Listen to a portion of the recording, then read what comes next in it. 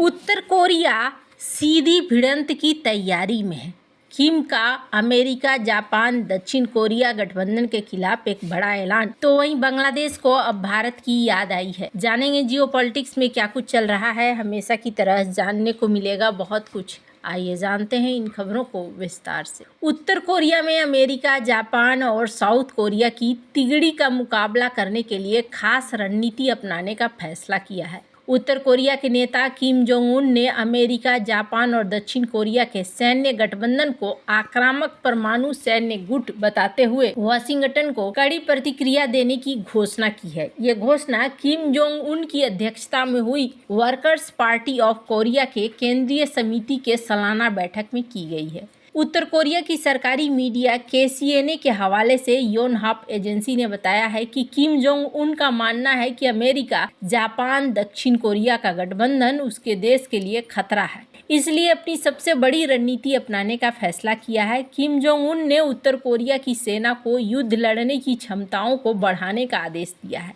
यह आदेश आधुनिक युद्ध और बदलते परिदृश्यों के मांगों को पूरा करने के लिए दिया गया है। रिपोर्ट के अनुसार किम जोंग उन ने अमेरिका और उसके सहयोगियों के बढ़ती सैन्य उकसावे का सामना करने के लिए टेक्नोलॉजी के माध्यम से आत्मरक्षा के लिए युद्ध निवारण को और अधिक मजबूत करने की नीतियों को स्पष्ट किया है। किम जोंग उन ने अपनी सेना को और मजबूत बनाने, नए हथियार बनाने और युद्ध की तैयारी करने के आदेश दे दिया है। उन्होंने ऐसा अमेरिका और उसके सहयोगियों की सैन्य गतिविधियों के जवाब में किया है। किम जोंग उन ने बीते साल भी सेना के युद्ध की तैयारियों में तेजी लाने के लिए कहा था। यह घटनाक्रम कोरियाई प्रायद्वीप में बढ़ते तनाव को दिखलाता है। उत्तर कोरिया का मानना है कि अमेरिका, जापान, दक्षिण कोरिया का गठबंधन उसे निशाना बना रहा है, इसलिए वो अपनी सैन्य क्षमता बढ़ाते हुए अमेरिका के खिलाफ कड़ी प्रतिक्रिया की धमकी दे रहा है। ये स्थिति भविष्य में टकराव की आशंका को बढ़ाती है। उत्तर कोरिया का कहना है कि वो अपनी रक्षा के लिए ये सब कर रहा है। उसका दावा है कि अमेरिका और उसके सहयोगी उसे उकसा रहे हैं। वहीं अमेरिका और उसके सहयोगी उत्तर कोरिया के परमाणु कार्यक्रम और किम की आक्रामक बयानबाजी को लेकर चिंतित हैं। आने वाले समय में इस क्षेत्र में तनाव देखने को मिल सकता है।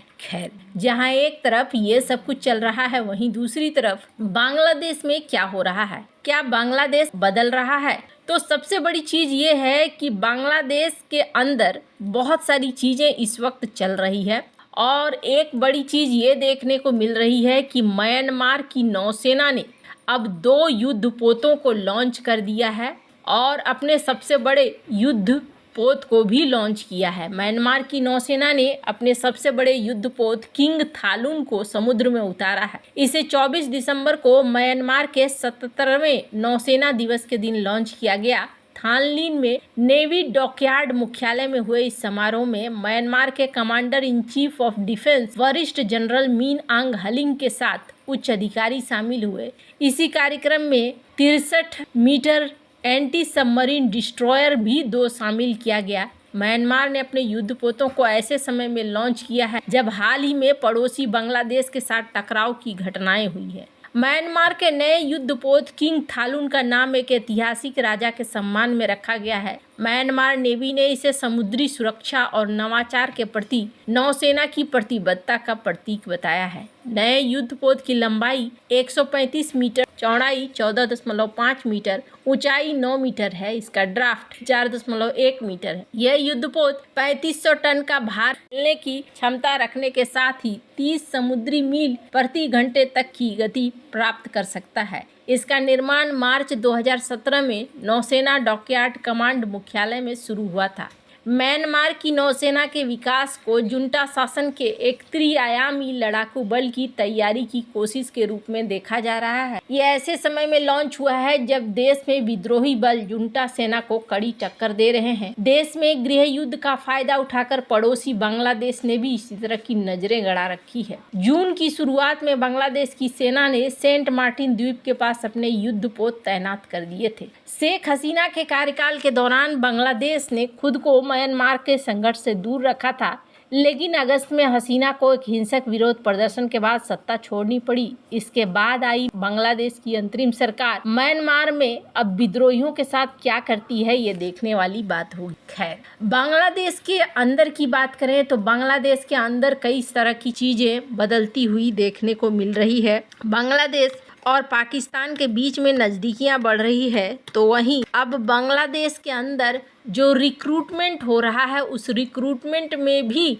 कई सारे बदलाव देखने को मिल रहे हैं। बांग्लादेश में जो पॉलिटिकल क्राइसिस है, ये बुरी तरीके से आगे बढ़ भी रहा है। इस बीच देखने को मिल रहा है, इन्होंने अपने रिक्रूटमेंट में जो पहले होता था कि किसी को भी हायर कर लिया, कोई जाति पाति ऐसा कुछ नहीं देखते थे, लेकिन अब अपनी के लिए जो इनकी रिक्रूटमेंट है उसमें कहा जा रहा है कि रोक लगाई जा रही है। अब रिक्रूटमेंट भी काफी सोच समझकर किया जाएगा। माना जा रहा है बांग्लादेश में हिंदू विरोधी कामकाज थमने का नाम नहीं ले रहा है। प्रधानमंत्री मोहम्मद यूनुस की सरकार बांग्लादेश को हिंदू मुक्त बनाने की दिशा में काम कर रहे हैं। अब गृह मंत्रालय और लोक सेवा आयोग ने एक आदेश जारी किया है, जिसके अनुसार कांस्टेबल से लेकर पुलिस के उच्च पदों पर अब किसी भी हिंदू की नियुक्ति नहीं की जाएगी। इस आदेश के कारण 1500 से ज्यादा हिंदू अभ्यर्थियों के आवेदन खारिज कर दिए गए हैं। शेख हसीना के सत्ता से बाहर जाने के बाद से ही बांग्लादेश में हिंदुओं के खिलाफ काम किया जा रहा है। शुरुआत में सहायक पुलिस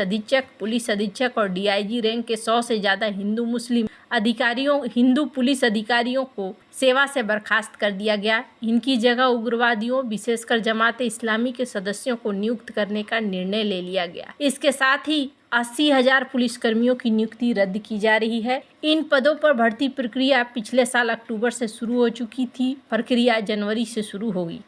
ये चीजें दिखा रही हैं कि बांग्लादेश एक अलग रास्ते पर चल रहा है, पर बांग्लादेश में आपस में भी चीजें फुटमत की आधार पर ही है। यहाँ देखने को मिल रहा है कि सिर्फ यही बदलाव नहीं हो रहा है, बल्कि चुनाव वगैरह में भी बदलाव हो रहा है। जर्नलिस्ट को भी यहाँ पर रोका जा रहा है।